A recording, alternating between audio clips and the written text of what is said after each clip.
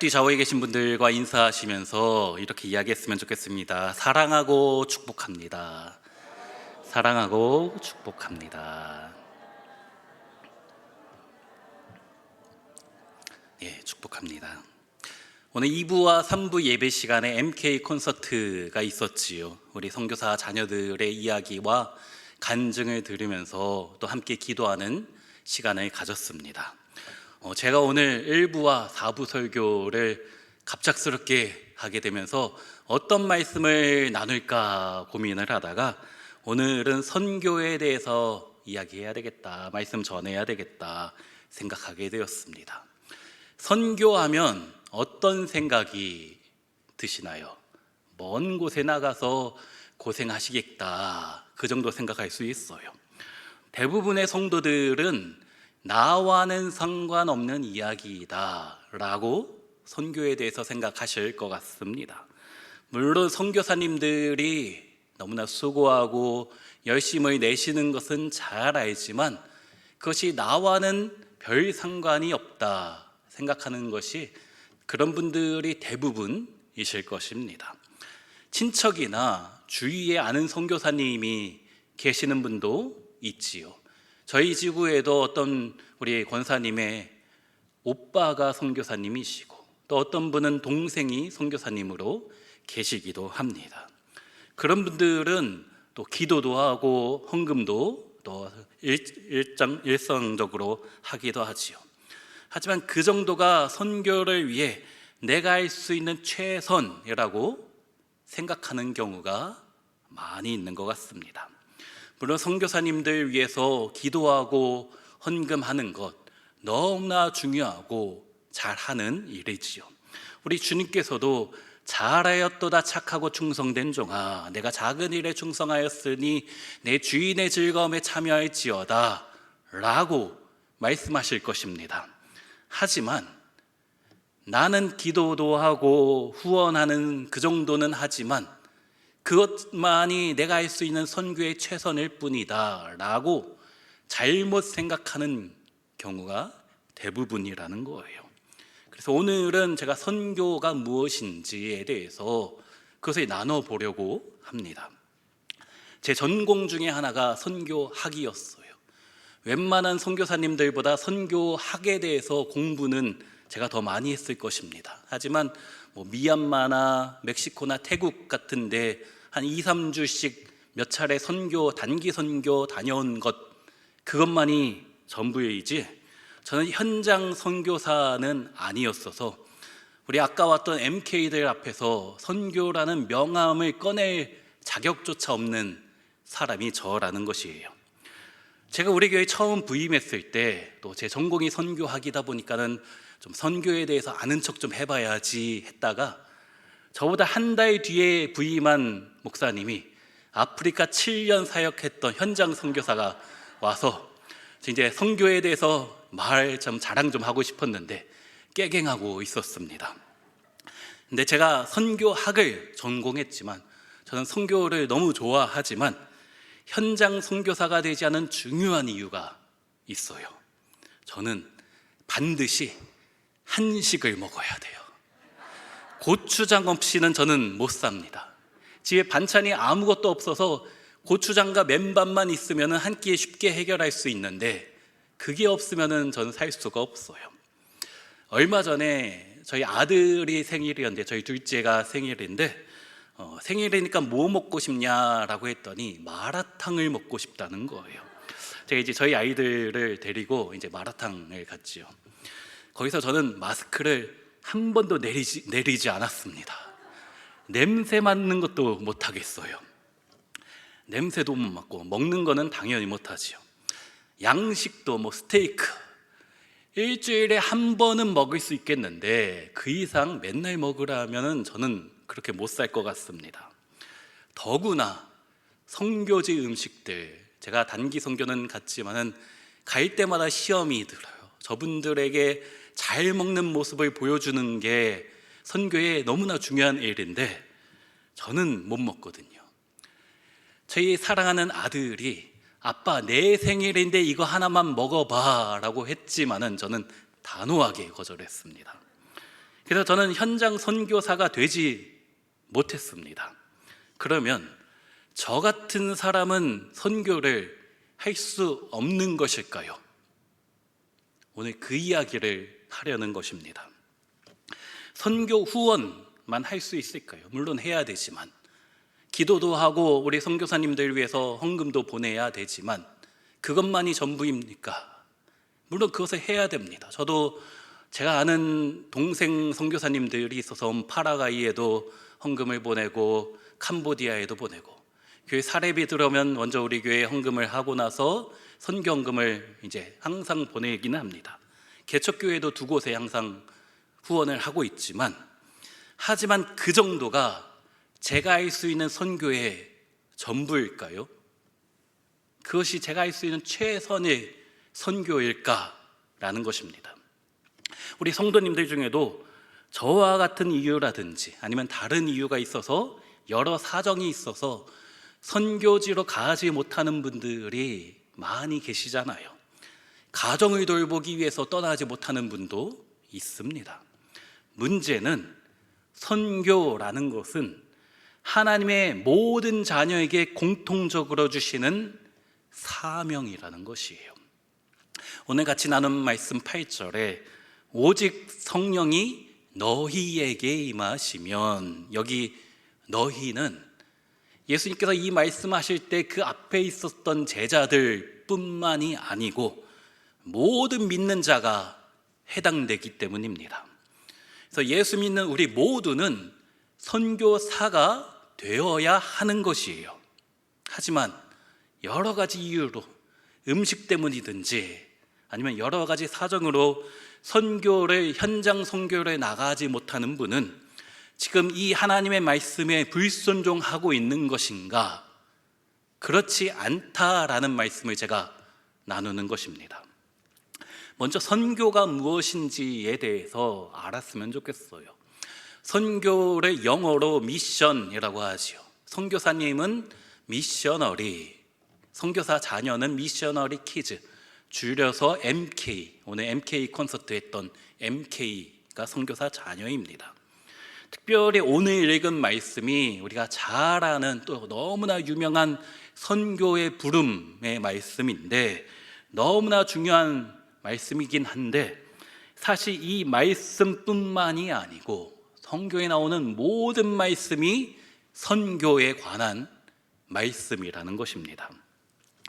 성경에 선교란 단어가 몇 번이 나올까요? 몇 번 정도 나오실 것 같습니까? 믿음이란 단어는 245번이 나옵니다. 구원은 218번, 성경에 사랑이란 단어는 306번이 나오고 죽음이란 단어는 370번이 나옵니다. 제가 세본 건 아니지만 어느 책에서 제가 본 거예요. 그러면 사랑이 300번 정도 나오고 믿음이 245번이 나오는데, 제가 선교가 너무 중요하다, 성경이 선교에 대한 책이다 라고 했으면은 선교라는 단어는 과연 성경에 몇 번 정도 나올까요? 놀랍게도 우리가 가진 성경에 선교란 단어는 한 번도 나오지 않습니다. 뭐야, 별로 중요한 게 아닌가 봐 생각하실 수 있겠지요. 선교란 단어의 의미가 너무나 크기 때문에 한마디로 정의가 되지 못하는 것일 뿐이에요. 하지만 성경에 나오는 모든 것을 요약하면 그것이 선교라고 요약할 수 있는 것입니다. 우리가 성경을 통전적으로 살펴볼 필요가 있어요. 제가 양육할 때에도 이야기를 했었는데, 창세기부터 요한계시록까지의 성경의 모든 내용을 예수님의 십자가 사건, 예수님의 보배 피로 해석할 수가 있지요. 아담에게 하나님께서 입혀주셨던 가죽옷, 또 이삭 대신 바쳐진 어린 양, 우리가 잘 아는 유월절 어린 양, 또 광야에서 나무 높이 들려진 놋뱀, 또 라합의 가정에 둘러싸인 붉은 줄, 다 예수님의 십자가를 상징하는 것이잖아요. 그것을 구속사라고 합니다. 또 언약이라는 관점으로, 하나님과 우리 인간 사이의 약속이라는 관점으로 성경 전체를 해석할 수도 있습니다.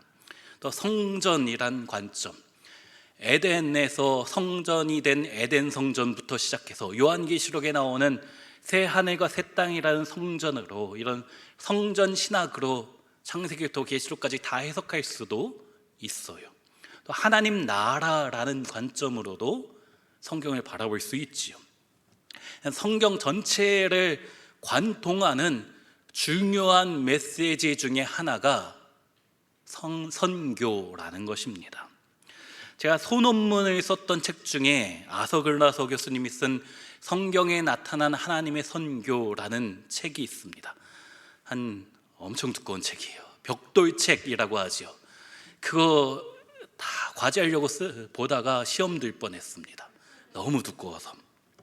근데 이 책이 창세기부터 시작해서 모든 성경을 쭉 살펴보면서 요한계시록에 이르기까지 모든 성경의 내용을 선교라는 주제로 해석하는 책이었습니다.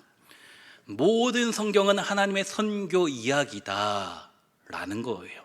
그 말은 동시에 우리가 살아가고 있는 모든 것이 선교이고 선교적으로 살아야 된다 라는 이야기입니다.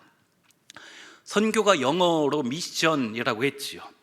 라틴어인 미토라는 단어에서 파생되었습니다. 그 뜻은, 미토의 뜻은 보낸다 라는 거예요. 요한복음 20장 21절에 예수께서 또 이르시되 너희에게 평강이 있을지어다. 아버지께서 나를 보내신 것 같이 나도 너희를 보내노라. 여기 보낸다 라는 뜻, 미토에서 선교가 나왔습니다. 하나님이 우리를 보내시는 것, 그것이 선교입니다. 그래서 성경에 선교라는 단어는 없지만 성경에 나오는 모든 것이 선교에 대한 이야기입니다. 하나님이 아담을 에덴의 선교사로 보내셔서 생육하고 번성하게 하신 이야기, 하나님이 아브라함을 선교사로 보내셔서 자기가 살던 갈대아 우르라는 곳에서 떠나서 선교지로 보내셔서 그곳에 복의 통로가 되게 하신 이야기, 이삭을 선교사로 삼으시고 야곱을 선교사로 삼으시고 또 요셉은 이집트, 애굽에 선교사로 보내셨지요. 모세도 그렇고 다윗도 그렇고 다니엘도 바벨론의 선교사로 보낸 이야기잖아요. 이처럼 하나님의 자녀는 모두 다 하나님의 보내심을 받은 사람이라는 것이에요. 그렇게 보냄을 받아서 해야 되는 것이 무엇인가? 하나님의 꿈을 이루어 드리는 것이에요. 제가 정의하는 선교는, 저는 이렇게 정의했습니다. 선교는 하나님의 꿈을 이루어 드리는 것이다. 그러면 하나님의 꿈이 과연 무엇인가? 하나님의 다스리심이 없는 곳에 하나님의 다스리심이 나타나게 하는 것, 하나님의 주권이 나타나지 않는 곳에 하나님의 주인 되심이 나타나게 하는 것, 하나님을 예배하지 않는 곳에서 하나님을 예배하도록 하게 하는 것, 예수 믿지 않는 사람에게 찾아가서 예수를 믿게 하는 것, 예수 믿으면은 하나님의 자녀라면, 또 천국이라면 다툼이 없고 분열이 없고 시기 다툼, 미움, 질투가 없는데 그곳에 찾아가서 하나님의 사랑과 샬롬, 평화가 넘쳐나게 하는 것, 그 모든 것이 선교라는 것이에요. 레슬리 뉴비긴이란 신학자는 그래서 교회의 본질은 선교이다 라고 하였어요. 교회가 존재하는 목적이 선교라는 것입니다. 그러면 교회가 무엇인가 우리가 살펴보아야 되지요. 교회를 둘로 나눌 수 있습니다. 보이는 교회와 보이지 않는 교회예요. 보이는 교회는 이 지상에 있는 지상교회이고, 보이지 않는 교회는 천상교회입니다. 보이는 교회는 조직으로서 우리 온세계 교회라는 조직, 또 건물로서, 우리 교회라는 건물로서의 교회가 보이는 교회입니다. 사랑의 교회라든지 온누리 교회라든지 하는 보이는 교회들이 그것들인데, 더 중요한 것이, 물론 보이는 교회도 중요하지만 더 중요한 것이 보이지 않는 교회입니다. 하나님의 다스리심이 있는 곳, 하나님이 주인 되시는 곳, 그것이 교회입니다. 예수 믿는 우리 성도 한 분 한 분이 내 안에 예수 그리스도가 있기 때문에 교회가 되는 것이에요. 고린도전서 3장에 보면 너희가 하나님의 성전인 것과 하나님의 성령이 너희 안에 계시는 것을 알지 못하느냐. 우리가 예수 믿으면 성령님이 계시기 때문에 우리가 성전이 되고 교회가 되는 것입니다. 예수 믿는 우리가 교회입니다. 주님이 주인 되어 주시기 때문이지요. 교회의 존재 목적이 선교라고 했지요. 그래서 예수 믿는 우리가 살아가는 존재 목적, 우리가 살아가야 하는 이유가 선교라는 것입니다. 내가 교회니까요. 하나님이 나에게 바라시는 것이 그것이기 때문입니다. 그러면 우리가 예수 믿는 내가 어떻게 선교사로 살아갈 수 있을 것인가? 두 가지를 꼭 기억하셨으면 좋겠어요. 하나는 모이는 교회가 되어야 하고, 또 다른 하나는 흩어지는 교회가 되어야 합니다. 모이는 교회와 흩어지는 교회입니다. 오늘 본문 4절 말씀 우리 같이 한번 읽습니다. 사도와 함께 모이사 그들에게 분부하여 이르시되 예루살렘을 떠나지 말고 내게서 들은 바 아버지께서 약속하신 것을 기다리라.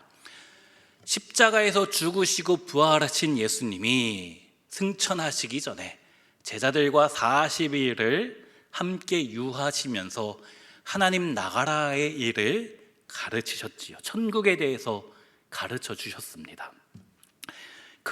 그리고 승천하시기 직전에 하신 말씀이 예루살렘을 떠나지 말고 아버지께서 약속하신 것을, 성령을 기다려야 된다. 우리가 모이기를 힘써야 한다라는 거예요. 모여서 기다려서 성령을 받아야 된다. 주일 예배뿐 아니라 우리 수요 예배, 금요 예배 모이셔야 됩니다. 또 우리 목장으로 모이셔야 되고, 합침모로 예수 믿는 성전인 우리가 서로 모여야 한다라는 것이에요. 모여서 은혜 받고, 모여서 성령 받고, 선교사로 살아갈 수 있는 권능을 받을 수 있기 때문이에요. 그것이 먼저입니다. 먼저 모여서 주님 앞에 예배하지 않으면 한 주간의 삶 가운데 악한 세력에게 패배할 수밖에 없는 것이에요. 그리고 나서 모이는 교회가 되고 나서 그 다음에 흩어지는 교회가 되어야만 하는 것입니다. 그것이 8절입니다. 우리 같이 읽습니다. 오직 성령이 너희에게 임하시면 너희가 권능을 받고 예루살렘과 온 유대와 사마리아와 땅끝까지 이르러. 흩어지지 않고 모여서 성령 받고 권능 받고 나서, 그리고 나서 어디로 가야 한다고 하십니까? 예루살렘과 유대와 사마리아와 땅끝. 우리가 너무 잘 아는 말씀이잖아요. 그러면 예루살렘이 어디입니까? 지금 예수님께서 사도행전 1장에서 예수님께서 직접 하셨을 때 그 말씀을 들은 제자들에게 있어서 예루살렘은 지금 그들이 있는 곳입니다. 지금 그들이 살고 있는 곳이 예루살렘이라는 거예요. 그곳에서부터 증인이 되어야 한다는 것이죠. 내가 있는 곳에서부터 선교사로, 주의 증인으로 살아야만 하는 것입니다. 유대는요, 자신이 살고 있는 지역이죠. 예루살렘이 우리 인천이라고 하면 유대는 우리 수도권, 조금 더 확장하면 우리 나라, 나라가 될 수 있습니다. 같은 언어, 같은 문화를 가진 곳이 유대 땅이에요. 내가 살고 있는 예루살렘과 유대에서 먼저 주의 증인으로, 선교사로 살아야 된다라는 것이죠. 그리고 나서 가는 곳이 어디입니까? 사마리아. 사마리아는 같은 언어를 사용하지만 전혀 다른 문화를 가지고 있어요. 같은 말인데 통하지가 않습니다. 마치 우리 어르신들 세대와 우리 자녀들 세대, 사춘기 자녀들, 또 MK 세대들, 같은 말을 사용하지만 전혀 다른 문화를 가지고 있는 것이죠. 특별히 이스라엘 사람, 유대인에게 있어서 사마리아는 동족이었지만 지금은 적대적인 세력입니다. 내가 싫어하고 내가 미워하는 사람들, 또 나를 싫어하는 그들에게 가서 예수 그리스도의 사랑을 전해야 된다라는 것이지요. 우리 동네인 내가 있는 곳에서부터 주의 증인으로 살고 나서 내가 싫어하는 사람인 사마리아에 찾아가서 그곳에 주님의 사랑을 전하고, 그리고 나서 가는 곳이 땅끝입니다. 땅끝은 유대인들이 쉽게 떠나갈 수 없는 먼 곳이지요. 우리는 보통 선교라고 하면은 미얀마를 가든 캄보디아를 가든 네팔을 가든 비행기를 타고 멀리 가는 것만이 선교라고 생각하기가 쉬운데, 물론 그런 분들, 그런 먼 곳에 가서 선교해야 되는 분들이 있지만, 그러나 하나님의 보내심을 받은 것이 선교다라는 의미에서부터 시작을 하면 내가 있는 예루살렘에서부터, 내가 있는 유대에서부터 주의 증인이 되어야 한다라는 것이지요. 선교학자 라이프 윈터가 아주 유명한 선교학자인데, 이런 예루살렘과 유대와 사마리아 땅끝까지라는 것을 도식화했습니다. 선교라는 영어 미션의 M자를 따서 M0, M1, M2, M3로 나누었어요. 예루살렘인 M0는 나 자신부터 시작하는 거예요. 또 우리 가정이라고 할 수 있겠지요. 유대 땅인 M1은 우리 교회, 우리 목장, 같은 문화를 갖고 있는 그것들이 유대 땅 M1이 됩니다. 사마리아인 M2는 내가 다니는 직장, 내가 다니는 학교, 내가 살고 있는 동네, 같은 아파트 단지가 사마리아가 될 수 있을 것이에요. 마지막 땅끝인 M3는 그야말로 비행기 타고 가야 되는 곳이 되겠지요. 우리는 보통 M3만 선교지라고 생각하기가 쉬운데, 예수님께서 무엇이라고 하셨습니까? 땅끝까지 가서 주의 증인 되라 하신 것이 아니라 먼저 예루살렘에서 유대부터 시작하라라고 하셨잖아요. 내가 먼저 선교사로 살아야 되는 것은 내 마음이라는 것입니다. 내 마음에 하나님 나라가 없다라면 그곳에 선교가 필요한 것이에요. 예수 믿는 내 안에 평안과 행복 대신에 분노와 짜증만 있다라면요, 내 마음이 선교지입니다. 그곳에서부터 복음이 다시금 싹 튀어야 된다라는 거예요. 내가 주님께 날마다 순종하지 못하고 주님과 동행하지 못한다라면 그곳에서 주님의 주권이, 주님이 다스리심이 나타나도록 내가 더 헌신하고 내가 더 노력해야 한다는 것입니다. 그리고 나서 우리 가정을 살펴보아야 되겠지요. 우리 가정에서 예수 믿는 기쁨이 없다라면, 예수 믿는 만족이 없다라면 그곳에서 내가 선교사가 되어야 한다는 것입니다.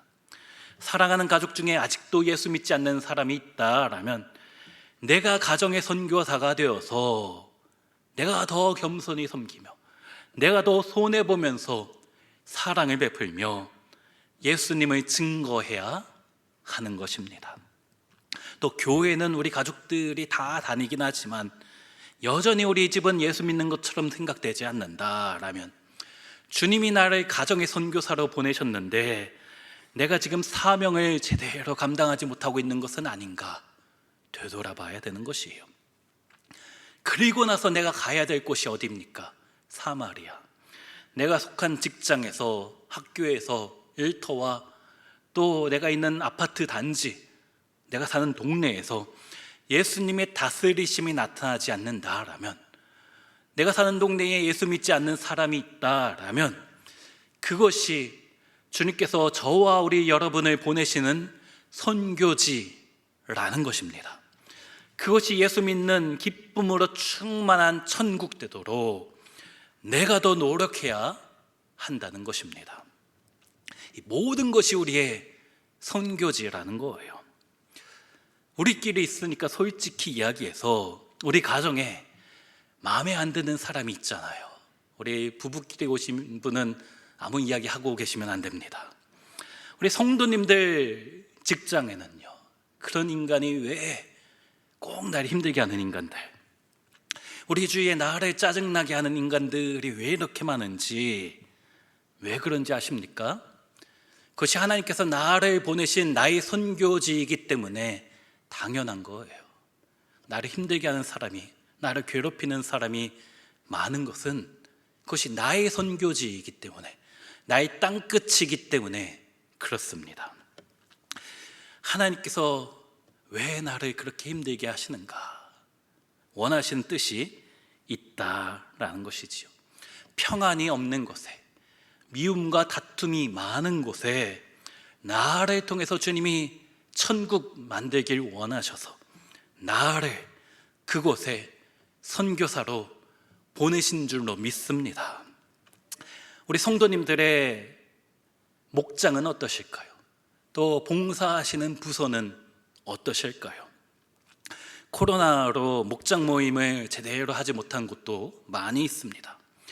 누가 우리 목장을 회복할 수 있을까요? 목자가 알아서 하겠지. 우리 교사라면은 누가 우리 부서를 더욱더 천국의 기쁨을 충만하게 만들 수 있을까요? 우리 전도사님이 알아서 하겠지. 그게 아닙니다. 우리 모두가 선교사니까, 내가 선교사니까, 내가 우리 부서, 우리 목장, 우리 하친모 더 천국처럼 행복하도록 만들어야 되는 사명이 있다라는 것입니다. 우리 찬양대가 우리 모일 때마다 행복하고 기쁘고 감사함으로 충만하시지요. 우리 특별히 우리 사부 찬양대는 더 그러신 것 같긴 해요. 그런데 만약에 어느 분이 한 주간 동안 너무 힘들게 살아오시다가 너무 힘든 마음으로 와서 찬양의 자리에 앉아 있는데 그런 모습을 내가 보게 된다라면요, 어떻게 해야 됩니까? 하나님이 우리 찬양대에 나를 선교사로 보내셨지, 저 지금 힘든 표정 가운데 있는 저 집사님에게 내가 어떤 따뜻한 말을 해야 될 것인가, 내가 선교사로서 어떤 행동을 저분에게 해야 될 것인가 라고 고민을 해야 되는 것이요, 내가 선교사이니까요. 하나님께서 나를 그곳에 선교사로 보내셨기 때문입니다. 특별히 많은 분이 내가 가정의 선교사인 것을 잊고 살 때가 너무나 많습니다. 특별히 사춘기 자녀만 보면 화가 날 수밖에 없죠. 저희 집에도 사춘기 자녀가 셋이 있어요. 막내가 6학년, 첫째 고등부터 중2, 중1이네요. 죄송해요. 중1이네요. 둘째가 사춘기 자녀. 행동이 이게 천국처럼 내가 행동해야 되는데 때로 천국을 만들지 못할 것처럼 두려울 때가 많습니다. 하지만 무엇이라고요? 주님이 나를 우리 가정의 선교사로 보내셨지. 그러면 내가 화날 때 어떻게 해야 될까? 내가 일반 사람이면 몰라도 선교사이기 때문에 주님의 마음을 가지고 사랑을 전해야 되겠다. 예수님처럼 생각하고 행동하는 것입니다. 호켄다이크라는 한 선교학자는 선교는 매력의 감염이다 라고 하였습니다. 선교가 무엇인가? 예수 믿는 매력이 무엇인가? 예수 믿는 행복이 무엇인가를 다른 사람에게 전하면서 그들도 나와 같이 감염되기를, 좋은 의미로서의 행복을, 선교의 예수 믿는 매력을 감염시키는 것이 선교다라는 것이에요. 그것이 우리의 선교이고 하나님께서 우리를 부르신 중요한 삶의 목적이요 존재 이유라는 것입니다. 물론 누군가는 M3 땅끝으로 나아가야 되겠지요. 오늘 우리 교회에 왔던 MK들, 현지에서 선교사 사역했던 선교사님, 또 그들의 자녀들, 땅끝에서 주님 위하여 열심히 살아가고 있는 선교사님들이지요. 하지만 우리가 그곳에 가기 전에, 물론 여기 계신 분들도 비행기 타고 그곳에 가시면 좋겠지만 먼저 해야 될 것이 나의 M0에서, 나의 M1에서부터 내가 선교사답게 살고 있는가, 그리스도인답게 살고 있는가. 그렇지 않다라면요, M3에 내가 가서 복음 전해야겠다 그 말하기 전에 먼저 나 자신을 되돌아보아야 된다라는 것이죠.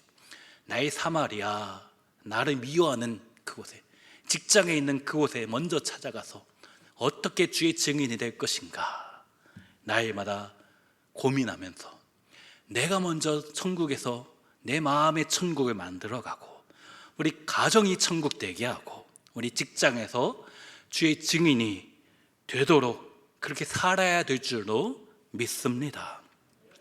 주님이 물으셨지요. 내가 누구를 보내며 누가 우리를 위하여 갈고? 이사야 선지자의 대답이 무엇입니까? 주여, 내가 여기 있나이다, 나를 보내소서. 그 고백이 우리 모두의 고백이 되었으면 좋겠습니다. 그렇지 않고 주님, 제가 저기 있으니 쟤를 보내소서 하시면 곤란하잖아요. 그곳에서 주님의 증인이 되는 거 너무 필요해요. 우리 모두는 하나님이 보내신 그곳이 어디이든, 누군가에게는 M0고 누군가에게는 M1이고 누군가에게는 M3, 어느 곳이다 할지라도 모두는 하나님이 보내셨습니다. 어딘가로. 그리고 그 모든 곳에서 주의 증인으로 예수 믿는 자답게 살아가는 것이 선교라는 것이지요. 사랑하는 우리 성도님들, 하나님께서 여러분 각자에게 보내신 여러분의 선교지는 어디이십니까? 여러분의 땅끝은 과연 어디이십니까? 우리가 있는 가정이 정말 천국처럼 날마다 기쁘고 행복하고 예수님만 높여지고 예수 안에서 축복을 누리고 계십니까? 그렇지 않다면 그곳에서 오늘 예배드리고 나서 나의 선교진 우리 가정에 가서 내 남편에게, 내 아내에게, 우리 자녀에게 어떤 것을 하고 어떤 이야기와 어떤 행동을 선교사답게 오늘, 내일 말고 오늘 하시렵니까? 여러분의 직장이 천국 되기 위하여서 이번 한 주간 동안 과연 무엇을 하시겠습니까? 사마리아 같이 내가 미워하는 사람에게 과연 어떤 이야기를 하실 것이냐라는 것입니다. 우리가 산 동네에서, 같은 아파트 단지에서 천국의 기쁨을 누리기 위하여 내가 다가가야 되는 그 사람이 과연 누구인지 이 시간에 생각해 보시기를 바랍니다. 그런 마음부터가 우리가 선교적 삶을 살아가는 것이에요. 나의 땅끝에서 선교사가 되는 것입니다. 물론 내 힘으로 할 수 없어요. 사마리아인들, 상종도 안 하는, 왕래도 하지 않는 그 인간들에게 찾아간다라는 것, 나는 할 수 없습니다. 내 결단으로 하지 못해요. 그래서 성령의 도우심, 성령의 권능을 먼저 받아야 하는 거지요. 그래서 먼저 모여서 예배해야지요.